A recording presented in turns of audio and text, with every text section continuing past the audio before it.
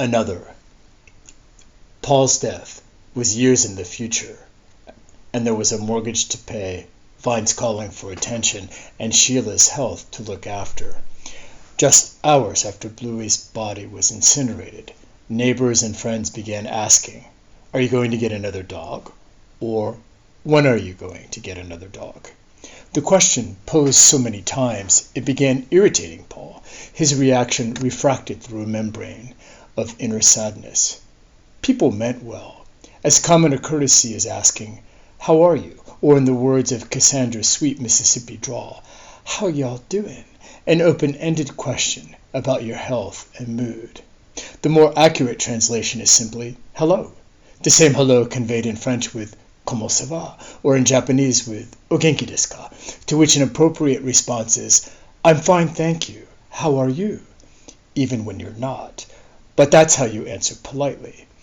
Paul pondered those words spoken in sympathy and grew angry as his mind wandered and his thoughts became twisted. Blame it on unspoken grief. "I've been thinking about you," said one of his friends with an Aussie. "When are you going to get another one?" "As soon as my Aussie died," she continued, "we got another right away. The hole in my heart was too big." His friends who had lost pets knew he was grieving and meant well. But when your spouse dies, who asks if you're going to get another when the ashes have barely cooled? Certainly not within a fortnight or a month, and with Paul in a funk without his faithful companion, and with the additional loss of a batch of wine, he dwelled on his mortality and, more imminently, the mortality of his wife, whose blood pressure increased as her energy decreased, and whose brain seemed ready to explode with the slightest provocation. Paul considered it impolite to ask a dog owner in mourning about a replacement, a question too cold, cruel, and insensitive. Perhaps as a defensive mechanism in his warped, illogical, bereaved mind, he began thinking about another spouse instead. Though Sheila had not breathed her last, she was walking down the gangplank, reaching the end of her rope. Her time was coming, and the medical prognosis backed it up, requiring more trips to the emergency room, more visits to doctors, more meds. She lost weight.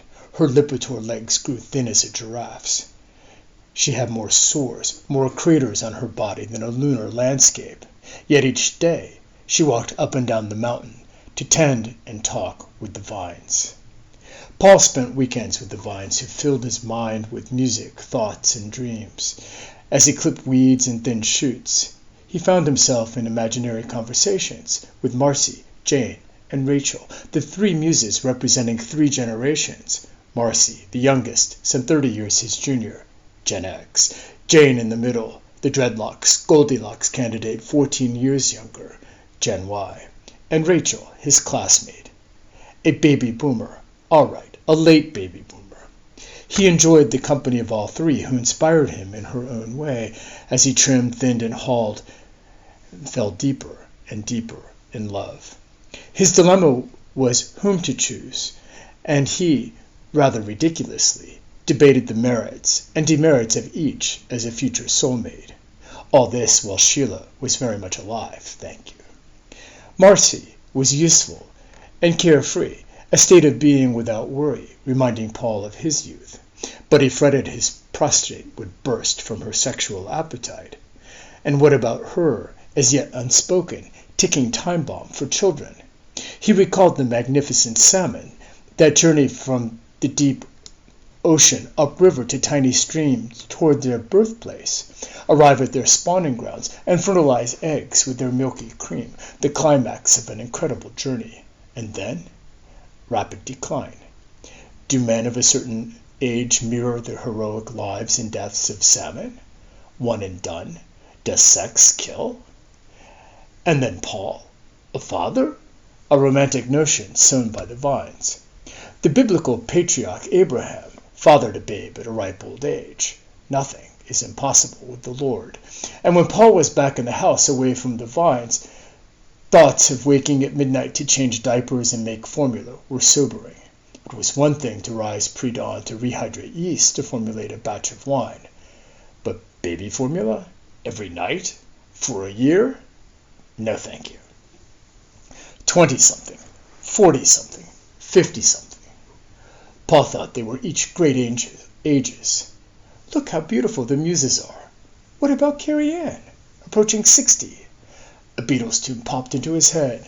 And when I'm 64? What about it? Would Carrie Ann be hot then? Why not? She's a cougar. What about 84? Ooh. Was lovemaking the curse, the energy sapper, the death of man? Look at the salmon. The male spawns and dies. Ugh. Marcy, my muse, loving you will kill me. Vines relished the tricks they played on the minds of men. What about Rachel? She's married. Forget her.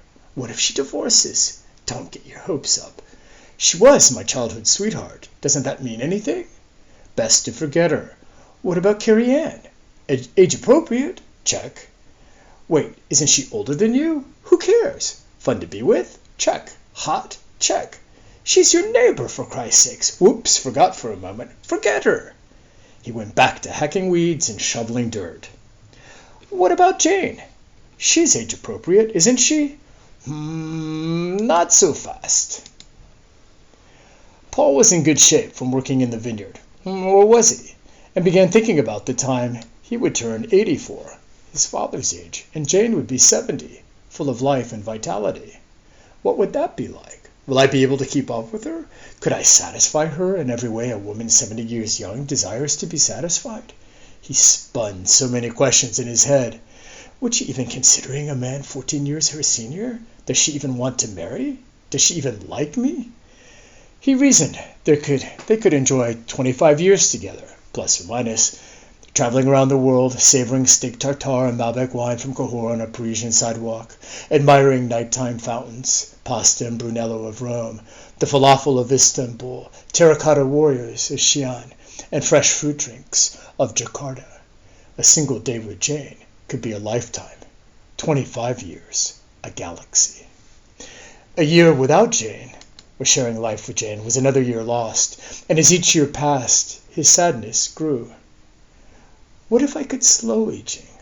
I'll exercise more, eat a heart-healthy diet, and rejuvenate my body with stem cells. Yes, stem cells. Americans were crossing the border into Mexico for medical treatment in Tijuana, not permitted in U.S. clinics. Joe the wino, who did everything he could to keep Mexicans from entering San Diego, was a regular visitor to Tijuana for stem cell treatments, his quest for the fountain of youth. The pursuit of stem cell therapies to enhance health wasn't tilting at windmills. One of Paul's business partners from his China days contacted him about promising advances in stem cell treatment on humans he had personally tried. A Beijing physician, who was also a college classmate, had opened a clinic offering intravenous stem cell drips. With Jane on his mind, Paul called his old friend to learn more. I started treatments last year and have had 6 so far. 1 every 3 months, said his Beijing friend. How do you feel? Asked Paul. Great. I was having trouble with my skin. It's much better. My metabolism has increased, my digestion is better, and I have more energy. My graying hair is black again. Any side effects? Yes, my digestion is so good, I shit more often. Do they inject the cells into you? No, it's a drip feed, an IV into a vein. The cells are absorbed better that way and circulate through the body. Where did the stem cells come from?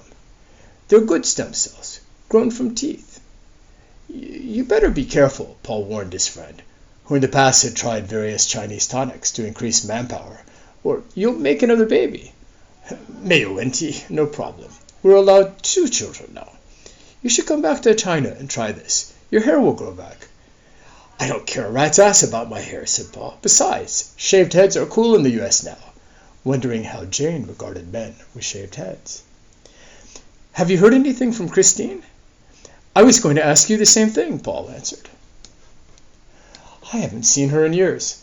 Last I heard, she was planning to go to America. I thought you might have seen her. Nothing. She was a nice lady. Yes, she was, sighed Paul. You should come here for treatment. Do I need to be Chinese? Yes, but I know the clinic owner. If you go with me, I'll get you in. Mayuwanti. Sounds good. The owner is thinking of opening a clinic in the US. Maybe you could help us. How much are the treatments? About $30,000 per treatment, but you can purchase a packet at a discount. Paul choked. He'd wait until the price decreased before flying to Beijing. Sounds good. I'll let you know when I'm ready. Meantime, email me your address, and I'll ship you some wine. It's good for your manpower, and costs less. I'd love to try some. You should sell your wine here. I can be your distributor. Would you trade wine for stem cells? The hope, the possibility of an active aging life with a bit more vigor could make all the difference in a future with Jane. But what did she feel about him? He honestly didn't know, and the prospect of an honest conversation with her concerned him because he didn't want to scare her away. Better to keep my feelings to myself. The few times they met, Paul thought their conversations were engaging, and the low-level flirtation they started a few years before grew with the terabytes of data they exchanged. Paul spent so much time imagining conversations with Jane. If he had spent as much effort on Sheila, he might have rekindled embers of a relationship on fire when they first met. Alas, Sheila was a cherry tree with falling blossoms, a geisha without a lute who sings with a cracked voice, a wilting rose of thorns, sustained by the magnetism of the vines and the spirit of her dog. As for Kate and Alex, if he had spent as much time writing them as he did Jane, they might have developed a closer relationship with their father. They wanted to talk with him, ask him questions, learn from him. But he opened up to a woman a generation younger he really didn't know, and not his own children. Broken-hearted at his loss, with three muses he adored more fiction than real, when Paul poured wine at tastings, he looked into the eyes of every woman who approached with her empty glass, and in a moment either fell in love with her or not. Most of them he did, and as he filled her glass with wine, he gazed into her soul, his bleeding heart pumping sentiment through his arteries, and he perceived her inner beauty and fell for her. Paul wasn't concerned about finding another dog, but with finding another love. Would he ever find another? The answer was in his own backyard. No, not Carrie Ann, at least not yet. At his parents' retirement community, where many of the widowed friends were taking matrimonial vows or shacking up. As Paul walked through the reception lounge of his parents' complex to pay a visit, he observed an 85-year-old retired submarine commander, an alpha male, hugging several octogenarian women. Paul imagined himself that old. What would it be like to meet Rachel then?